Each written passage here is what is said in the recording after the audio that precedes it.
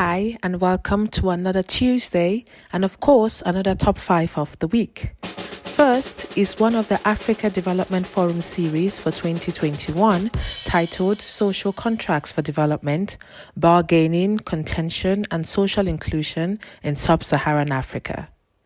The report gives an overview of the state of development in Africa by reflecting on the different ways in which the continent lags behind and in turn faces challenges including delivery of public goods and services, skills gap, and internal displacement.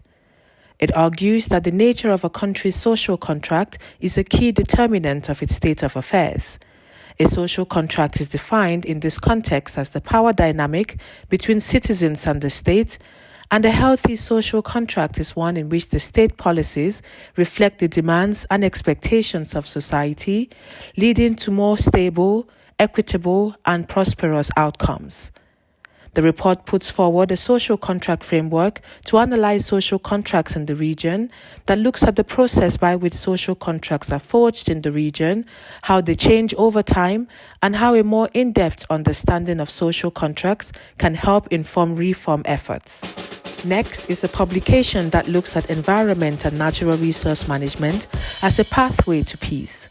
Published by the World Bank, the report posits natural resource management as a double-edged sword that can either fuel fragility and conflict or serve a critical tool for peace building.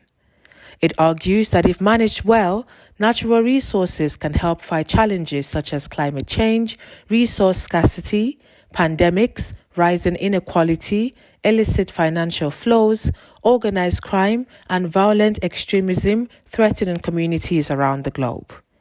The publication seeks to build a strong narrative for the World Bank Group to engage and invest in environment, natural resource management, and climate change resilience in fragility, conflict, and violence-affected situations. Recommendation number 3 looks at the role of digital in the COVID-19 social assistance response. On most accounts, the COVID-19 pandemic was unprecedented and left vast numbers of people in need of social assistance. Government stepped in to offer this assistance, reaching 1.7 billion people in low and middle-income countries. The study assesses the extent to which countries that leverage investment in digital public infrastructure fared in terms of implementing COVID-19 response assistance programs. It found that countries that made investments in digital public infrastructure, digital ID, data sharing, and digital payment systems pre-pandemic were able to leverage this to expand coverage at a higher scale and make payments more efficiently and safely through digital methods.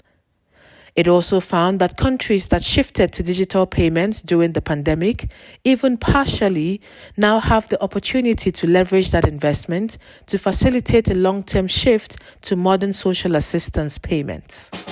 Number 4 is a report on green jobs for women in Africa that looks at the potential increase in job opportunities that is expected to accompany the transition towards a green economy and asks pertinent questions around how accessible these jobs will be to women and what types of jobs these will be. It argues that the answers to these questions will determine whether the green transition will be fair and equitable or biased against women and girls. Some of the findings of the report are that 1. Women are well positioned in many of the sectors where green jobs will be created. 2.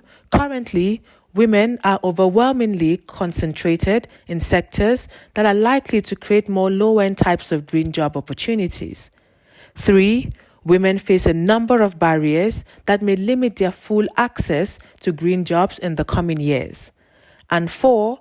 However, even in sectors where women are not well represented, they are finding niches. Finally, my 5th recommendation is on the AfCFTA and the Berbera Corridor, looking at the opportunities and potential impact on Somaliland's economy.